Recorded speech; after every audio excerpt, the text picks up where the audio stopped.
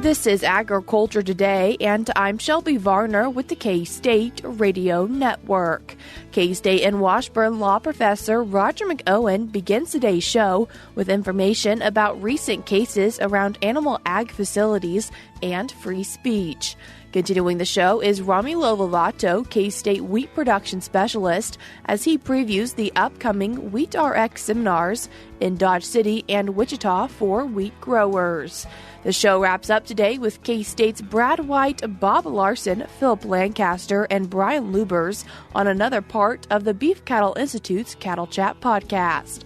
This week, the group has a conversation about determining the length of a young bull's breeding season.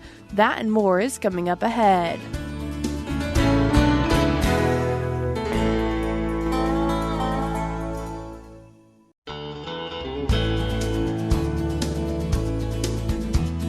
You're tuned in to Agriculture Today, and we start our Wednesday show with some agricultural law information from K-State and Washburn law professor Roger McEowen. Roger, thanks for joining us today.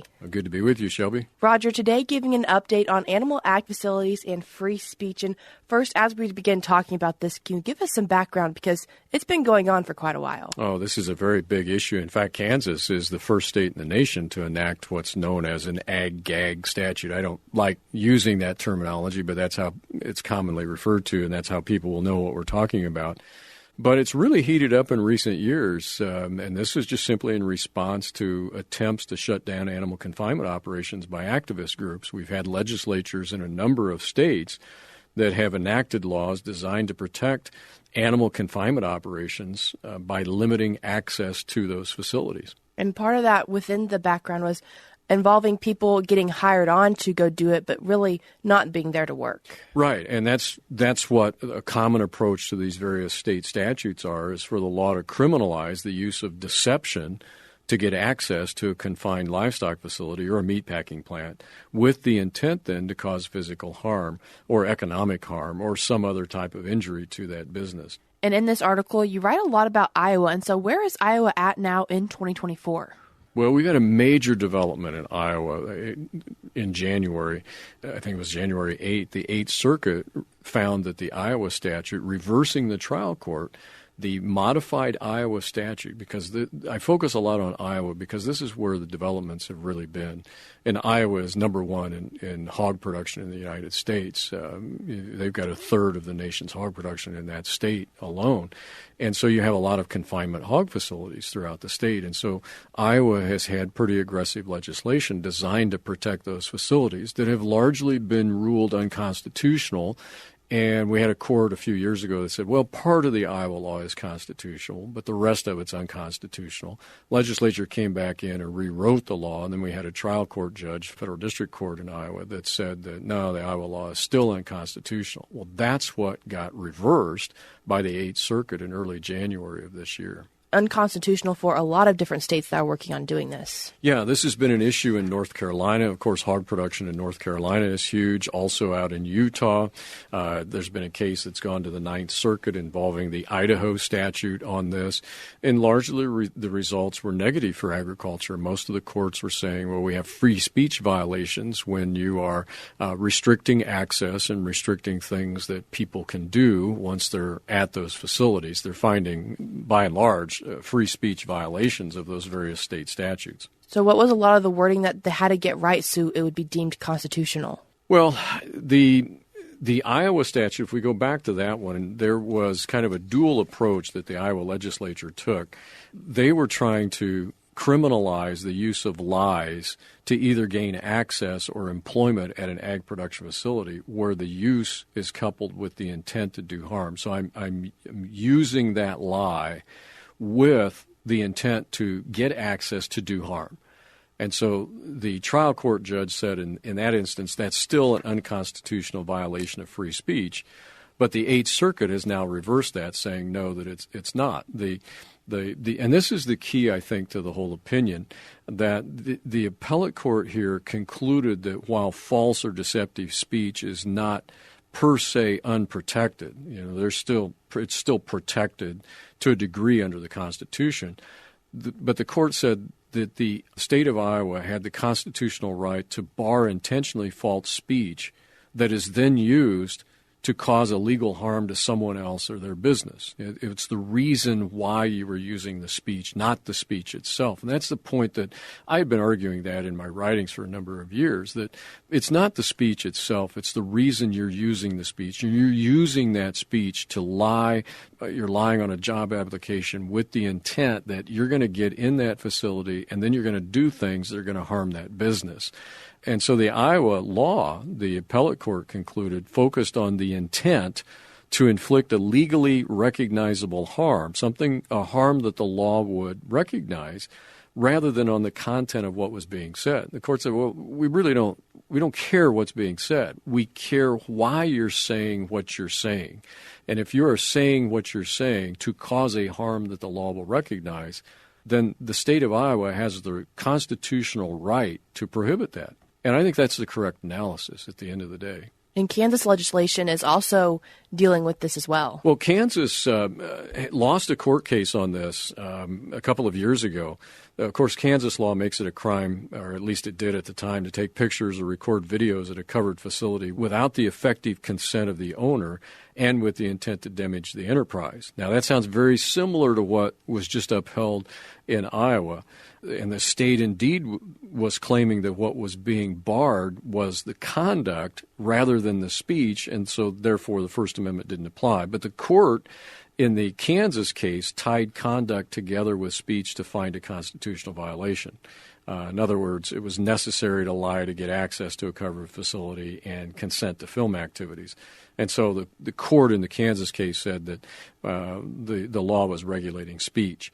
I think that's a flawed analysis, but they couldn't get the U.S. Supreme Court to hear the case. They asked the Supreme Court, U.S. Supreme Court, to hear it, and the court said they wouldn't do that. And that happened in April of 22.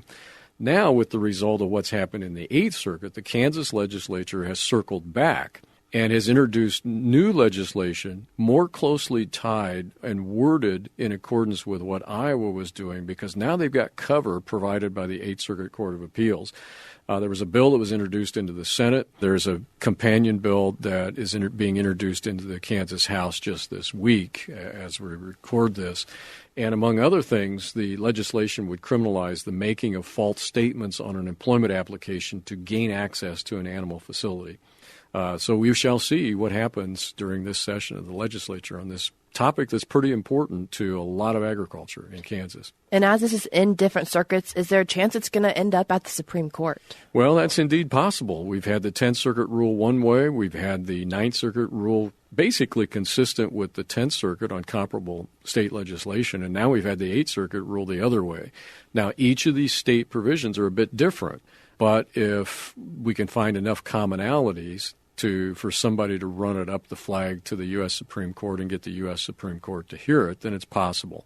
But this is really up to each individual state to tailor their legislation carefully, I think, to fit now within the guidelines that the Eighth Circuit has laid out. Roger, also thinking about trespassing. Is there a way that maybe farmers can keep people off their property, or things they should do to show that we don't want you there? Well, I had written a piece last year, which I've now updated, saying that maybe a different approach with all of these court rulings ruling against this type of legislation. Let's base it on trespass. I have a right to say who comes onto my property or not just based on trespass law. Let's take the speech issue out of it, get out of the constitutional First Amendment type issue and just base it on trespass and have a law carefully tailored to a trespass violation. And that's just one approach that I took. And then another comment that I made was, let's tighten down our employment contracts, who we hire, how we hire, those types of things to minimize hiring someone that would do us harm. Try to flesh that out in a way that doesn't impact speech is really what I was going at. If there are things when it comes to hiring people, what maybe should they put in that contract to hopefully protect themselves if someone is there to do harm? Well, you need a well-drafted employment agreement in many aspects of agriculture, but particularly in these situations. And I think you want to specify in detail what the job requirements are and what is not permitted to occur on the premises and inside buildings. And make sure the employer has the right in the employment contract to search every employee for devices that could be used to record activities on the farm and in farm buildings. If you put that in the employment agreement up front, you do it contractually, then that becomes a contract issue. That's not a free speech issue. And so that's all I'm saying. We make this a tort issue with respect to trespass. We make it a contract issue with respect to the employment agreement. And then that seems to, I would think, help to get us around the First Amendment concern. Roger, as we round out today's conversation, what do we see moving forward for this? Well, it is unfortunate that we have to deal with this issue. It's unfortunate there are groups that exist that are dedicated to damage or eliminate certain aspects of animal agriculture and that will use lies and deception to become employed and gain access. And it's been frustrating that many courts have been willing to use the First Amendment as a shield to protect that type of conduct. But until we see state laws that are drafted in a way that will be found constitutional, and now I think we've got that template, as I said, set by the Eighth Circuit, we've got to be very careful in our hiring practices, and maybe we can weed out the people that will become the bad actors before we hire them in the first place. So I think that's the future. Probably we'll still see court litigation on this. As I indicated, perhaps it could get all the way to the U.S. Supreme Court, but it's a big issue for a major segment of agricultural production in this country. Roger, I appreciate you taking the time to join us today and give us an update when it comes to animal ag facilities and free speech. Thank you, Shelby. That was K-State and Washburn law professor Roger McEowen, and I will link his article, Animal Ag Facilities and Free Speech, in today's show notes on agtoday.net, or you can also find it on his website, washburnlaw.edu/WALTR, or on AgManager.info. We're cutting to a short break now, but we'll be back with more ahead.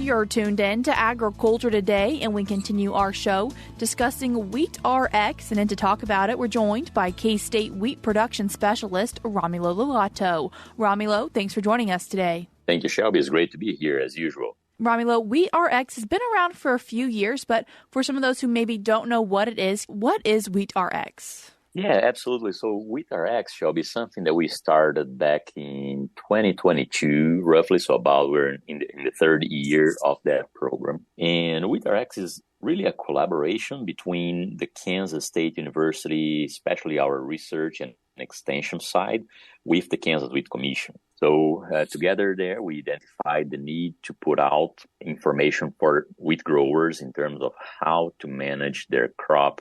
Initially, we started how can we achieve high yield and high quality at the same time. But it did expand a lot because of industry needs, right? So right now, the program is focused on how can we achieve high yield, high quality, high profit, and with environmental stewardship, right? So it really increased more towards like a sustainability of wheat production type of program. Sustainability meaning more profit while being respectful of the environment. And so it is a program that we're trying to put out our research results as fast as we can into extension venues.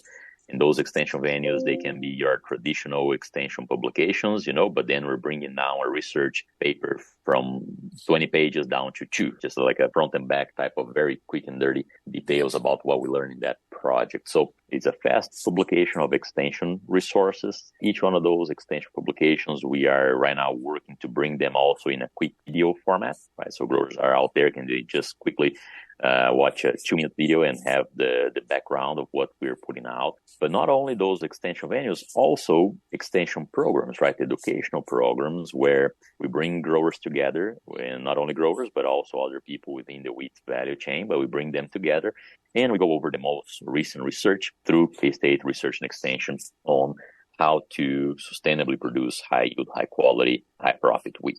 And Romulo, some upcoming seminars where you are bringing together a bunch of different wheat people. First one being March 7th, and then following that, March 8th. And could you run us through what that agenda is and what the purpose is for those seminars? Yeah, so those are our winter schools, right? And we're going to have on March 7th in Dodge City and then March 8th in Wichita. And so growers there in Southwest, South Central Kansas, more welcome to come by and visit and see what we're going to be sharing. But essentially there, Shelby, we are going to try and cover different aspects that growers are considering now as they're making spring decisions, right?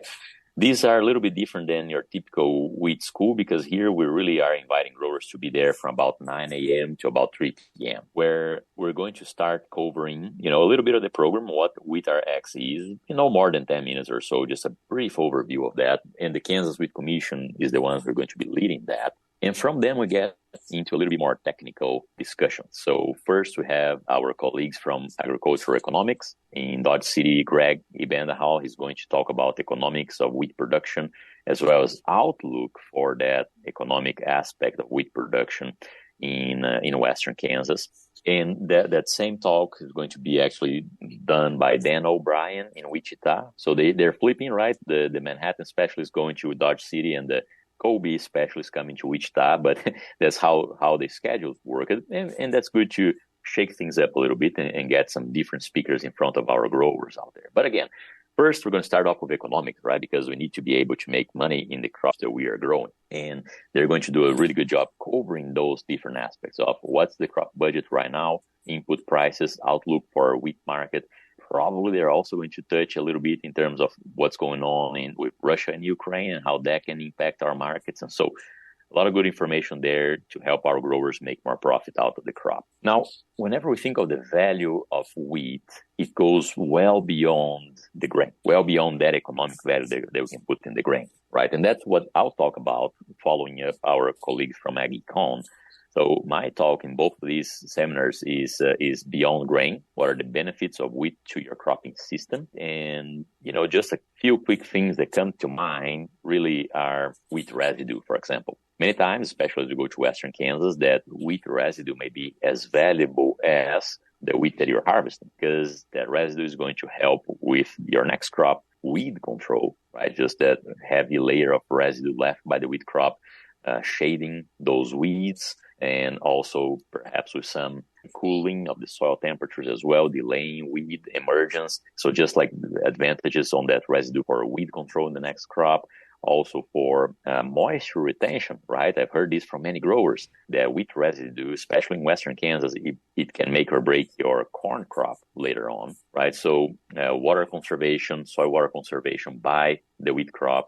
And we're also going to review, a lot of Kansas data in terms of how having wheat in the rotation impacts the yield of your subsequent crop, right? The yield of your corn, the yield of your soybean as well. We're going to discuss a little bit in terms of their residue, how it maintains more moisture through snow retention over the winter as well, so residue management.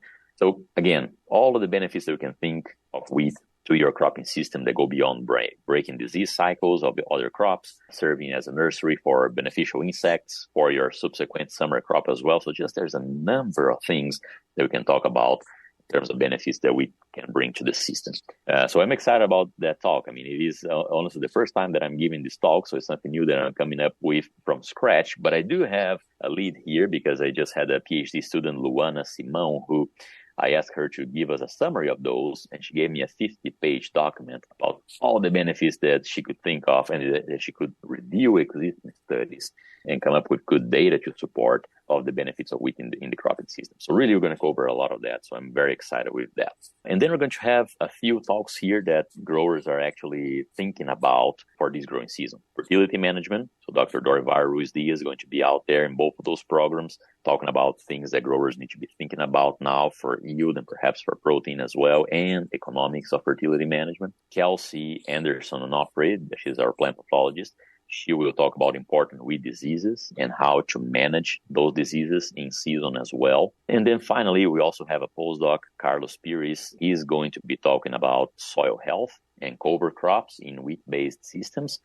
And in our Western Kansas program, Carlos is tag teaming that talk with Logan Simon, who is our new Southwest area agronomist. So a lot of good expertise there, a lot of good research information being shared with our growers, from the economics to the production side to the values of wheat to the system, including soil health and cover crops and things along these lines as well. So a very complete program that we are hoping to bring benefit to the wheat grower who is in attendance there, whether it is in Dodge City on March 7th or Wichita in March 8th. For people who are interested in these seminars, what does registration look like? So registration, easiest way to do it, if you just Google Kansas Wheat RX, it's going to come up with a website for the Kansas Wheat Commission. And exactly right there, you have a place where you can register for the Kansas Wheat RX websites. Now, usually, most extension programs, they don't have a cost. In this case, because it is a joint program with the Kansas Wheat Commission here, there is a cost.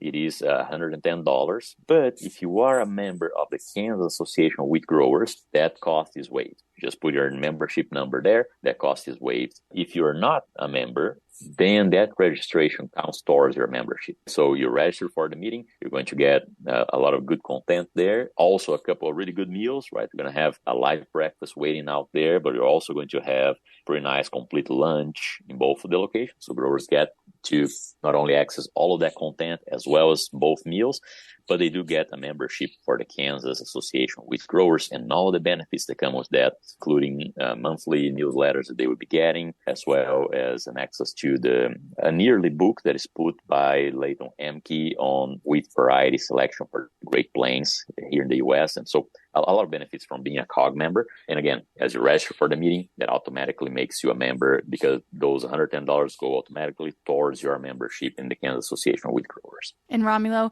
just something for producers to go ahead and put on their calendar is a already scheduled field day, but not so much information just to save the date. Absolutely. So typically our field days, they are in May and early June. And we will have a Wheat RX field day. That Wheat RX field day is going to be, it's a more in-depth field day than our usual variety talks that we do out there in our demonstration plots, right? So this Wheat RX field day, we're still developing the program, but it is going to be on May 23rd in Phillipsburg, right? That's where we have a number of our research plots there, neighboring Amber Wave. So that's an effort that's going to be also put together not only by K-State and the Kansas Wheat Commission, but with the support of Amber Wave there more locally as well, protein plant in the north central part of the state. And we're going to hear at least from myself, from Lucas Haag, our area agronomist, and likely we're going to bring our plant breeder Gurong Zhang there as well to talk about variety development. So again, a more in-depth field day. For now, just to save the date for May 23rd. We're still 3 months away from there, but a more closer to date meeting here being that March 7th and 8th, which are inside wheat schools with different speakers out there. Romulo, I appreciate you taking the time to join us today and share with us some information about the upcoming Wheat RX seminars. Thank you, Shelby. I appreciate it. And hopefully we'll see many of you growers out there in these programs that we're putting together. That was K-State Wheat Production Specialist Romulo Lollato. I will put links in today's show notes for people to learn more information about these seminars and get registered. We're cutting to a short break now, but we'll be back with more ahead.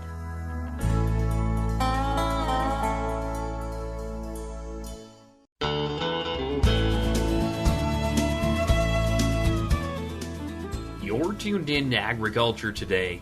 I'm Jacob Clout in for Shelby Varner, and we end today's show with Brad White, Bob Larson, Phillip Lancaster, and Brian Lubbers from the Beef Cattle Institute. The question is, how long do we leave a virgin bull out? The implication to me, which I'll read into it to you guys, is that this is a yearling bull. So it's a virgin yearling bull, and should we leave him out longer or less time than seasoned bulls? I'm going to say, in general, I want to actually leave my yearling bulls out a little bit less time. And it's because they're still growing. And when bulls are out in a breeding pasture, they tend to be moving quite a bit. They're exercising. They tend to lose body condition. And for a mature bull, if they start in decent body condition and they lose a little bit of body condition, that is certainly not a big problem. Unless it gets severe, it's not going to affect their fertility. A yearling bull is, anywhere from 13 to 18 months or so, is still growing. And so if he starts losing body weight because he's out exercising a lot, and you compound with that he should be growing, I think we can see some effects on his fertility much quicker than we would a mature bull. And so I actually like leaving yearling bulls out a shorter breeding season and really kind of watch them pretty close and be ready to pull them out of that breeding pasture and give them a chance to regain some weight. I tend to agree with Bob. I agree with we certainly don't want to extend the breeding season for a virgin bull. So a little bit less maybe for all the reasons he mentioned. Certainly no longer, right? And because if you've done the due diligence, he's passed a breeding soundness exam, he should be fit, ready, and able to go breed cows. If you extend out the breeding season because he's a virgin, then you end up with all the negative implications of late-born calves, and you're behind with your next breeding cycle. And like Bob mentioned, those bulls are still growing, and I think it might depend a little bit on when your breeding season is. So if I've got an early spring calving cow herd and my bulls are going to be breeding cows in May and early June, then I've got some really high-quality grass, and he may be able to maintain his body condition much better. But if I've got a late spring calving herd and then it's late summer when I'm breeding, then that forage is not as good, it's not as nutritious, protein's lower.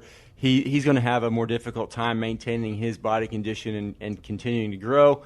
And then again, if we're doing fall calving and we got those cows on dormant winter forage or hay or something like that, again, kind of same situation, he's going to have more difficulty in maintaining his body condition. So I think it depends a little bit on what time of year that breeding season is and what the forage quality is and the nutrition available to him. I think one of the things that's driving this question is I think the person asking it kind of recognizes that yearling bulls probably can't cover as many cows per day, many cows that are in heat per day as a mature bull. And one way to deal with that is we'll just spread it out a little bit. The problem with that is that, honestly, if you think about that, that means that he's actually not getting some cows pregnant this estrus or this heat cycle, and he's allowing them to get them at a later time.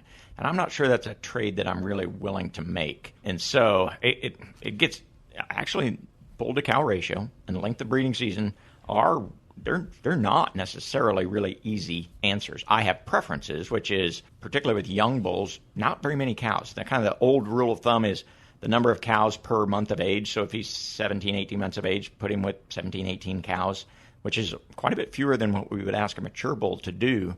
And so what we run into sometimes is maybe it's only a 35 cow herd. And I'm going to have one bull, and he's a yearling this year. In a way, that's less than ideal. But it's what you're dealt with, and in those situations, I don't have a great answer in those situations. Yeah, it can be tricky, but I think that's the key to the issue is how many cows do we have out there? And the breeding season can be 120, 180 days, but if he does all his work in the first 40, it doesn't matter as long as I make sure he gets that nutrition. Also, did want to mention if you're interested in bulls, we're coming right up on that time of year. March 1st is the K-State bull sale here in Manhattan, so it'll be a good opportunity if you want to come see some bulls, buy some bulls potentially. That will be here on March 1st.